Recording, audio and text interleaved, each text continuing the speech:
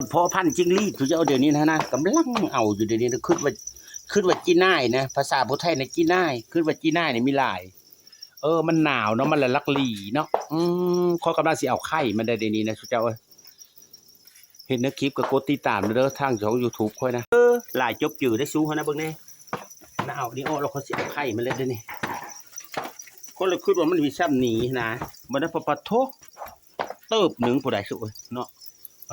เอาเมื่อละห่างมันนี่เราก็อนามัยแล้วเอาไข่มันเลยนี่นะวิธีการเอาไข่มันนะเธอพอสีเธอเบิ่งเด้อพวกเจ้าผู้เลยจะได้ก็มาเอาโลกมื้อนี้นะโอ้นึก40,000อย่าลืมได้สู่ขันยันว่าแล้วมื้อนี้ก็มื้ออื่นนี่กายให้เราค่อยโคแล้วค่อยเอาไข่มันเหลวนี่เราค่อยเอาอันเพาะพันธุ์กิ้งรีดนะดินทรายโกยเหลวแล้วเขามีท่ายขั้นตอนว่าซื้อซ้ำเพิ่นนี่มันลงไข่เนี่ยเจ้าเบิ่งได้นี่ป๊อด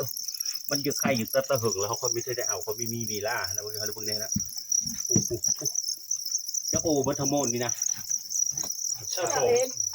เจ้าอิดโออันนี้น้ำเพื่อมันกินขนาดพวกนี้อ้าวเดี๋ยวเวลามาเอานี่มันแง่ตรงนี้มันอันนั้นนี่นะจำเจาะมึงเนี่ยนะมันลงไข่นะมันหิวไข่นะตาสะอ่อนนะโซเห็นในคลิป YouTube ผู้ค้ากันกดหัวใจเพื่อได้เด้อกดไลค์กดแชร์กดติดตามได้เด้อนี่กำลังเอานี่ที่เอาส่งคืนอยู่นี่นะเอาส่งคืนเลยนี่ส่งคืนเด้อจวด